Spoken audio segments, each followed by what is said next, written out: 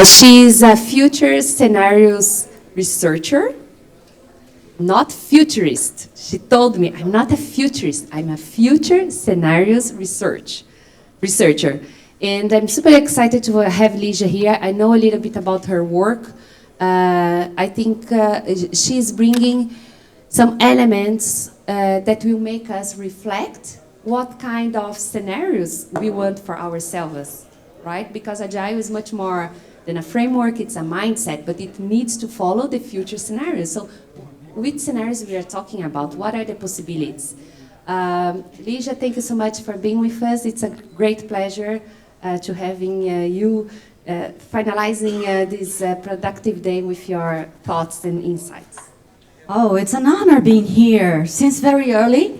For me, like 7 in the morning, 8 in the morning is still like 1 a.m. So I was here from 1 a.m. up to now. I'm from Brazil, and my jet lag is still being adjusted to here. But it's an honor being with you guys. I'm not an Agile expert, but I have learned a lot during the day, following up the different conversations, starting with Boris, then Matt, then going with the flow with you guys. I saw how many connections Agile has with the topics I want to bring to you here, and it's basically the focus on my research nowadays. So why I'm not a futurist? Because usually my peers that like those names, they focus only on technology, or most on technology and how we will impact people's life. But I'm a researcher. All my master degree, the beginning of my PhD, it's all about high performance people. I was from IBM, from 15 years, then a couple of years in startup from around the planet. Then I opened up my own company called Voicers, which I put my two identities together, which is passionate about technology, but also passionate about developing people and all those teaching as a professor.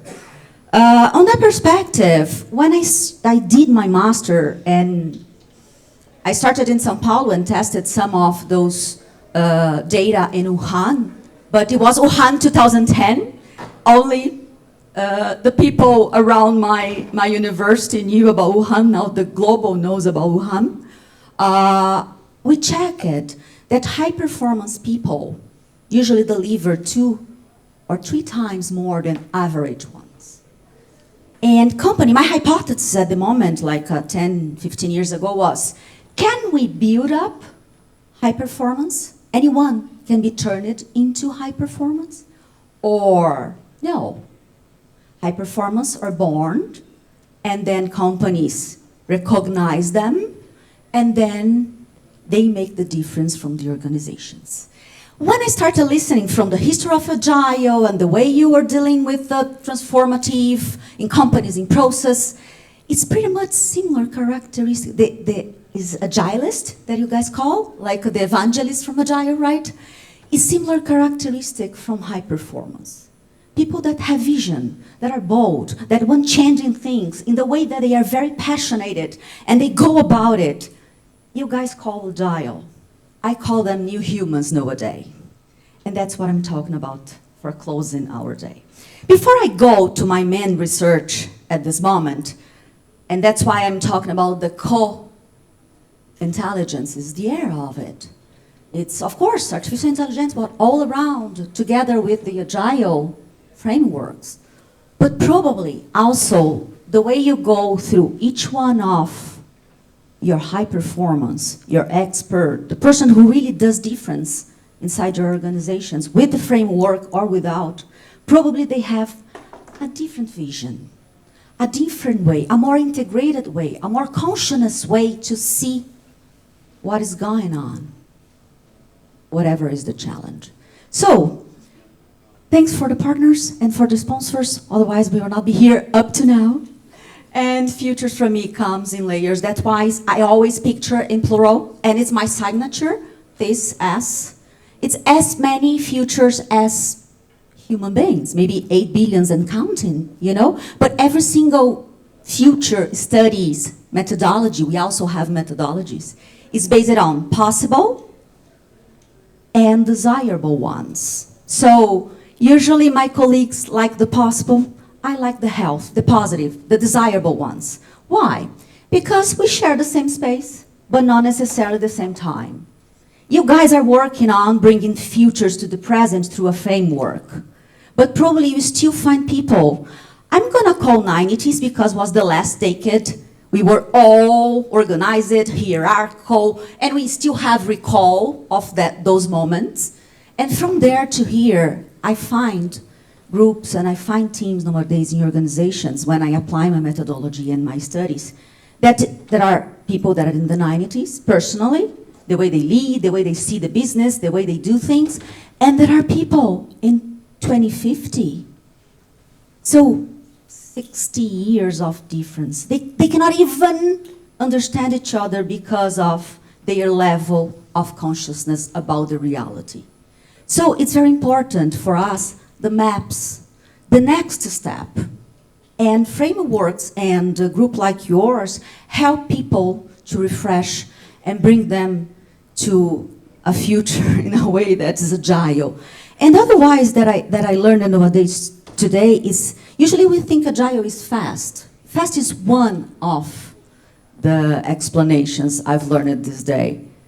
Other thing is alive, other thing is flexible, other things that are other explanations that we can go through is someone that oversees things and answer in a more integrated way, not only fast. So, futures arrives in layers.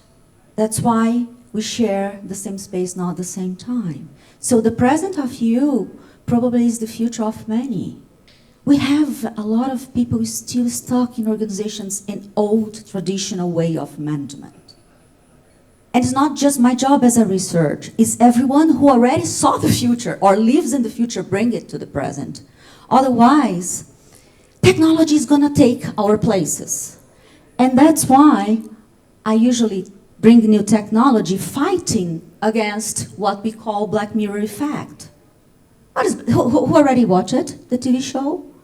Who already watched Matrix? Terminator?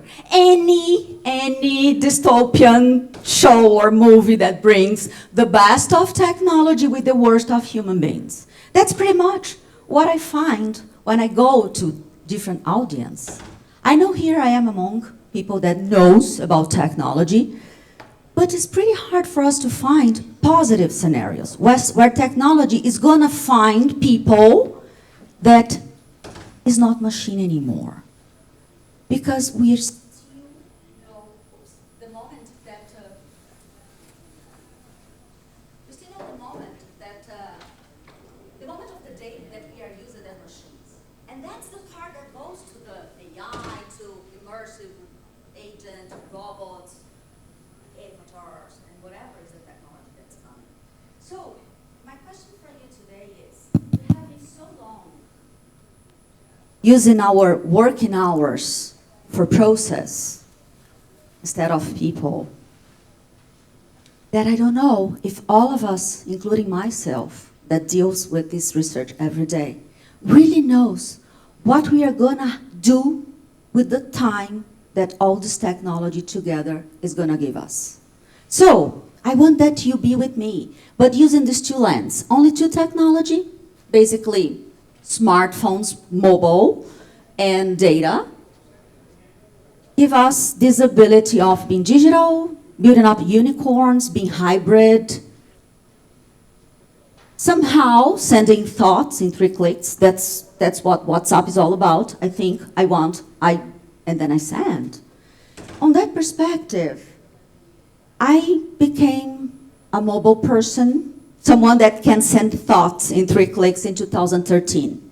I was in 2012 at IBM headquarters. Not even my CEO at the moment, the number one in the company, could be as fast thought sender than we are today. And she was the number one of a big tech company, and myself either. So I came back from New York with iPhone 4, and in 2013, I turned myself into a mobile human being. I think you guys were mobile between 13 and 15, right? Which is giving us 10 years right now. So many things has been disrupted in one decade. 2 technologies matured by this decade. I'm gonna show parts of videos just to see if everyone's in the same page, because I'm here more on the philosophy side. For us, go home thinking about human instead of only tech. First one is, this is gonna come. Welcome to Have you seen Sounds of IBM. quantum computing in your life? This is the first If not, this is one. IBM computation It's center nothing compared with with commercial laptops or quantum computers systems that we know. used by It's the a huge IBM machine Q that goes network. under a very The IBM cold Q network is a freezer, worldwide organization of cryogenic industrial, freezer, research, almost and absolute academic zero, institutions in order joining to make the IBM calculation. to advance quantum I don't computing. think it should be called a computer. I think it should be called a very fast calculator. Welcome to Sounds And it has the of power, IBM. oops, okay, has the power to make mathematical calculations that would take 10,000 years in 90 seconds. It's not more by binarial thing. And I don't know who was following, but 2-3 months ago, Google just ran some quantum computing testing and came up telling that, oh, we are reaching multiverse. I still have friends at New York headquarters, labs at least, that are dealing with this new technology, and they are very humble to come and say, we're scratching the surface. We still need algorithms to turn this into something that talks with all the machines we have. We still need the qubits to be stabilized and reaching the ideal size. We still need many things, and we are not gonna make the same mistake that maybe we did in the past, like IBM. We are gonna only need 5 computers in the world. We need more time in order to see what this technology is all about, okay? But this is one of my favorite. It's gonna be possible to process very, very important data, climate data, human bodies data, patterns that we are not used to. And we are gonna see the world in a very different way by the moment we can do that. The second one is a Neuralink thing, and this is very high, so I'm gonna try to hold. The Neuralink thing, it's all about a chip in your brain. I don't know how many have following this conversation, please let me know. Okay, so the Neuralink started, I had the chance to interview in Brazil. They were doing tests.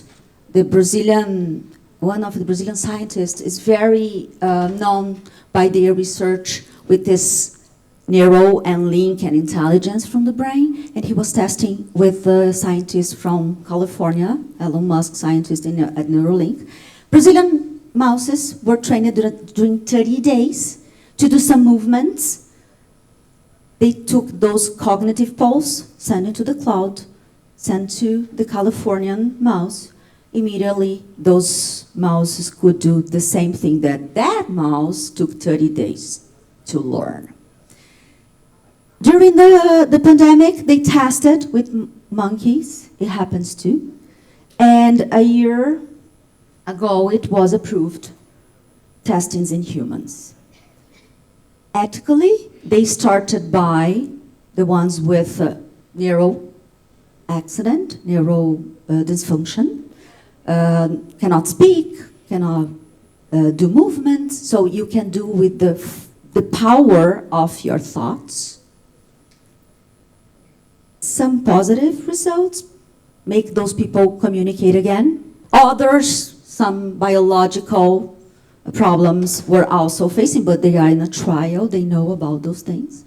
I don't know about you. Of course, they are not transferred cognitive intelligent yet, but that's the potential of these links, these neural links. I don't know about you, but I have a chip in my hand after the section, if anyone can, I don't know, androids, come close, it's gonna pop up my cards for you, okay? Apple just don't allow the technology to go. But I can put any chip or any kind of nanotechnology, any part of the world, but not brain, not heart.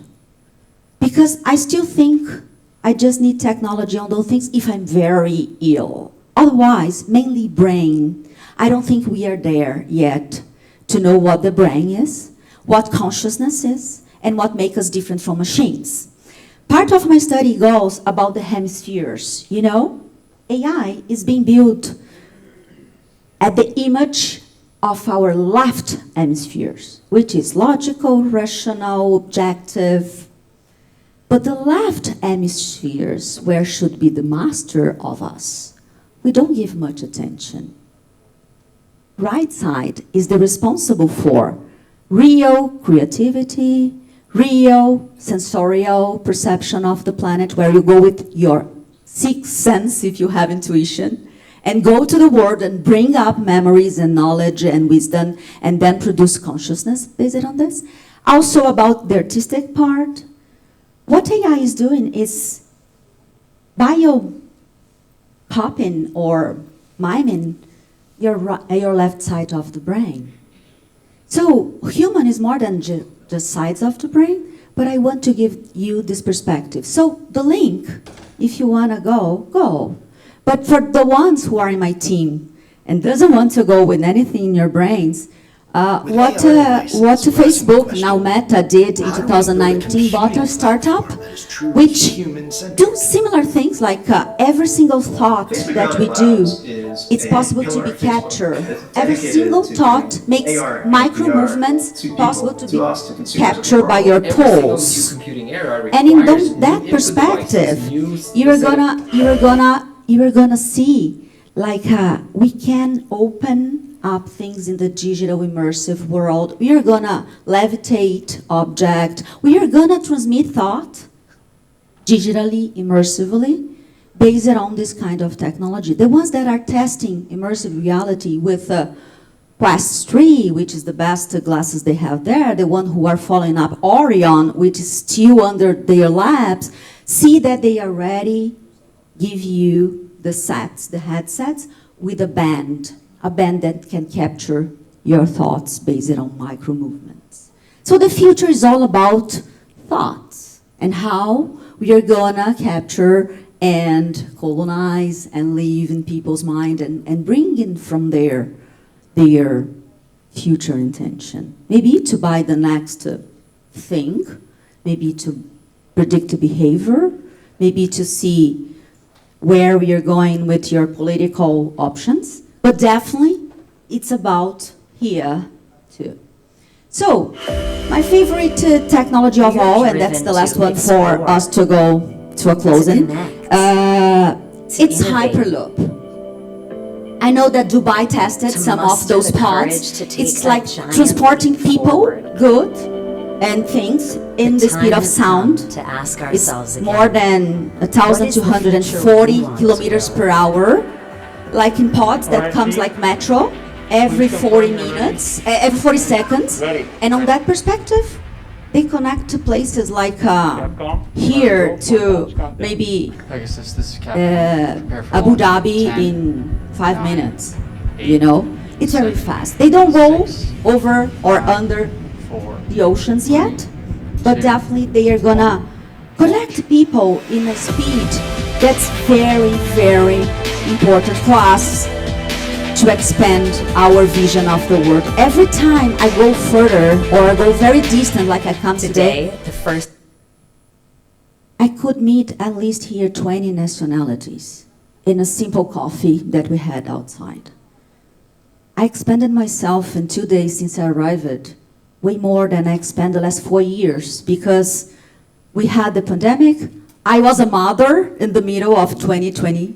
So mother plus pandemic plus every single movement that I could not do in the last 4 years because I have a little one, I updated in 1 day of event, doing conversations and checking all this amazing diversity of visions that make us unique and by the same time make us one because we are humans together.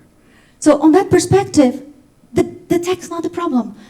Human behavior is the challenge from now on. I know we are super experts in teaching people how to do things in a better way. Or we're super experts, like take this technology and do it with AI and go around. But definitely methods, meanings, and rituals that I've learned and I've listened the whole day, that's all about you. It's gonna help a lot in this dance. I truly believe that everything we design us back. And all these windows, the AI, the possibility of sending thoughts through a WhatsApp, basically make us more human in the last decade. Don't think and don't take by chance all this conversation about mental health, psychological safety environments, diversity, women's rights, the different races, the orientations, all the things that are come up right now together at the same 10 years are not separated of the possibility of those windows open up in front of us. Receiving information based on only one line of education, medias, and how we used to receive knowledge in the past, is different than now. I can choose what I am more connected to, where I identify myself, which community I want to collaborate. This evolved us as well. So my talk here is, I want you to go home the last 10 minutes thinking about your new version that born in the last 10 years, and the new version you want to give to the world for the next 10 and 20 years that's coming. Because there's no such a thing like the next 20 years. We have at least 7 those powerful technology getting matured. We don't know how they are come up and when they are come up, because they are coming like GPT. I had friends. I used to have a boyfriend that was teaching Watson how to speak back in 2012. And I called him and said, "Guy, what happened? You were teaching, it was very slow." Watson, by the way, was the AI from IBM, for the one who doesn't know. And 2 years ago, I called him and said, "What happened? Where GPT came from? We were not ready." And it was being trained under the labs. And I think the next release of all this technology we have been talking for 10 years, it's going to be similar. They are going to be matured, and then they are going to give to the society to be trained, because they need data. And data is inside of you. So, human technology, the dream of AI is have your brain that probably stay here all long, have a bites, lunch, coffee, slept a little bit, and they're doing very elegant neural synapses inside your head. I don't know if you know, but the last year of DPT training, DPT consumed the same amount of electricity that Ireland, the whole country, consumed. China is putting AI data center under the ocean so it can be cooler. Otherwise, you need more electricity to keep the things going. So there's something happening here. And consciousness for me is a key. I think we know little about it. Some of the scientists, the neuroscientists, are starting to telling us, oh, consciousness is not a product of your brain. Maybe your brain is just an antenna. Maybe your whole body has, at least like brains, heart, and stomach. They already know that we have neurons. Maybe your whole body is possible to capture consciousness. That's why some of my colleagues are telling that, oh, for the AI to be consciousness, you're going to have to give the AI an avatar. So they're talking about biological parts of synthetic robots and how we will, all that stuff. But I still believe that we did not know how it happens in our own human technology. So I want to close my conversation here this afternoon with my latest report. If you scan there, you're going to find a Portuguese version, because Brazil speaks Portuguese, but also an English version. And it's more than 100 pages.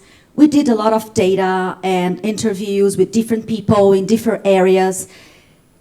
And we want to, if at the end you recognize yourself as a new human by the characteristics, please let me know. We need to map people around the planet. And here, I do have a good amount of representation from around the planet. So let me know, because I want to go through my questions and interviews with you guys. And if AI is driving innovation, consciousness too.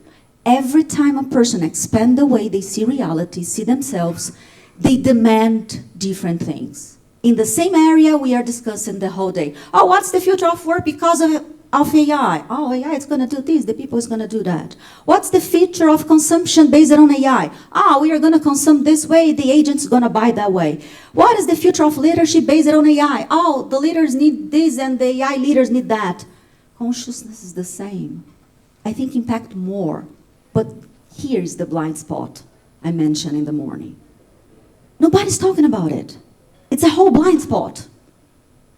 We are already behaving differently in the last 10 years. We are buying different food. We are buying different clothes. We are buying, as much as we grow in consciousness, more we are going to do things differently. So, New Humans is just a name for a report, but it's more consciousness integrated people that see lives based on not trends, but based on consequences. Which consequences? And speed it up from pandemic time, pandemic moment, because there, all the technologies and the windows that open up, the only windows we had, together and connected with the multiple crises. Economic, political, internal, mental crisis. Part of, and it's the biggest yet, started to divide in groups, sometimes well and very polarized. But part of the population globally tried to see the reality through multiple possibilities. And on that perspective, they were more conscious about many of the aspects they weren't in that moment. For this work, I use a very global methodology from Ken Wilber, is the sociologist, psychologist that give us a map of consciousness. And it's part of the society that we know, too fast. Here, every part of the society we work with in this report is above the orange. Orange is the business as usual. Every time that we say technology is gonna replace people, it's because replace the part of we are doing repeatedly as a machine. From that orange perspective, it's very traditional way of seeing business. It's where most of the businesses still are today. We go up. Green is more plural, yellow, integrated and flexible, and turquoise or teal is more systemic and integral based on this map. Those are the ones who are spending. And they won in orange, so they are very good technically in what they do. They are very good in where they have worked with. They probably had and have many ways of being a successful person, but they also are more human-oriented and consciousness person. So, the numbers are 6% in population, 15% in power, and as a generation they are coming, but definitely everyone that is working on your self-development is also becoming, because there are values playing by those kind of consciousness. So, it's a spiral. We're talking about technology spend us, so we become new humans. New humans demand new ways of work, consumption, and ecosystem/leadership. If technology will free up time, and will, in a way that we have never seen before, what we are going to do with the time that we are going to gain? From the last 20 years, we just work at way more in the same 8-10 hours a day. And some of the sections I've seen, talking about burnout. We cannot work faster. Our minds are not ready to work faster than we are already working. Let the machines do this. What we are going to do with this time. Generative AI, immersive reality, and hyper-mobility, it's our bet to this freeing up time. If we're going to have freeing up time, work is going to demand flexibility. How flexible are we today? I had the chance to interview people around, but I love this quote from Keynes. Keynes is the father of microeconomy. In 1930, he said, people of the future, us, will only work 15 hours a week, probably Monday and Tuesday, to have the same productivity they had in the 30s, like last 30s. We didn't. So we speed up time. What we did in 100 years, it's a peak of many of things. So I had the chance to interview who is from England or has a relationship with the country, probably know about this pilot, the 4-day week, which means they are proposing a flexibility of a week of 4 days. And the pilot, in Brazil, we did it. She is the executive who is running the country pilot in many companies there. And we had the chance to interview. It's like keep 100% of payment, 8% of week time, 100% of productivity. 90% of the companies, 90% of the companies won't come back to the 5 days. In UK, they are passing a bill that is proposing this, and they take the 40 hours and put in 4 days, so people work 10 hours per day during 4 days. But they prefer because they have 1 day more for themselves. Okay? Unilever, and this is flexibility. I don't know what you're going to create from it. You are the agile mindset people. But Unilever in Brazil, specific situation, 1 role, HR director, 2 HR director pregnant. They did not want to come back. They want to resign. They were very good, but they want to stay with the kid up to 2 years old. So they proposed, what if 2 directors, 1 role for 2 years? And then you can work from Monday, Tuesday, Wednesday, you meet to align the week, Thursday, Friday, the other one. And they accepted.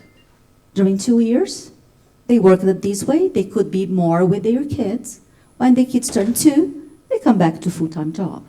Just 2 examples of flexibility in work that could be thought. Then, consumption. When you are very well educated, you have a privilege, financial privilege, and you have consciousness, you're going to seek for truth. Your consumption is going to be based on value and moral and ethic part. And it's not more about a mindset of scarcity, it's more about a mindset of sufficiency. Are we ready for this kind of consumers?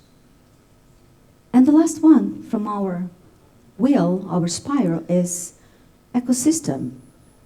Are we ready? I know that you guys using a lot of human-centric, and it's right. But I want to challenge here with an expanded view, which is life-centric. Are we ready for life-centric mindset? Which is more than just sustainable, human-oriented, but we are systemic. And this comes from the green and financial talks. They use those terms, okay? Well, future is share resource, collaborative network and community. That's all about. So again, I don't think Agile is dead because every single part of my research, you guys are speaking the whole day. You know how to do and transform and apply those kind of future to the present. You have the frame. And society will have a lot of work. So to finish, I want to give you those takeaways. We are in the era of co-intelligence. That's the number 1. AI is all around, but please seek for the consciousness people that has power, intelligence, privilege, and still are using those chairs of power to impact the community. Probably you're going to find very good allies to bring futures to the present in that integrative way. Second, are you ready for higher professional, from professional identity to integral identity? Gen Z wants to bring their whole body to the work. I want to bring my whole body to the work. Are you ready for those kind of diversity in only one person? A consumer that is an investor. My friend that here we're talking about, he's from finance. Are you ready? Finance area, industry is ready for those kind of consumer who really knows the power of the money. Every time I pass my credit card, I'm agreeing with something. Oops.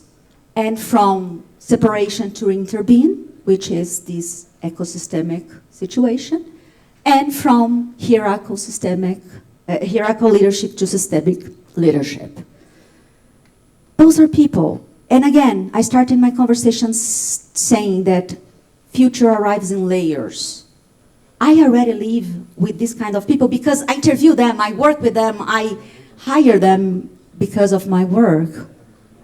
And I'm pretty sure that in 20 years, 30 years, 50 years ahead, still are gonna exist people from 90s, from 80s, with very traditional mindset.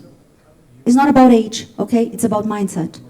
And on that perspective, maybe you're going to have a lot of machines working on this business model, but if you love that, okay, it's your business model. But the future needs softer, more hard, more flexible, more human-oriented things. So, healthy futures, best of technology with the best of human beings, new humans, more consciousness, integrated people, layered futures, presence of some, future of many, with the new humans. And this is a QR code for a WhatsApp group, no interaction, only for you to know. And you have my number there, so you can find me. If you recognize yourself with this kind of things, it's still very new, a lot of blind spot. As a researcher, I want to interview you. I want to know your business. I want to know if you are oriented to this kind of consciousness as innovation. Okay? I'm coming to the region in partnership with Mariana and What's Next company. And we are more than happy to keep going the conversation in the region. Thank you so much.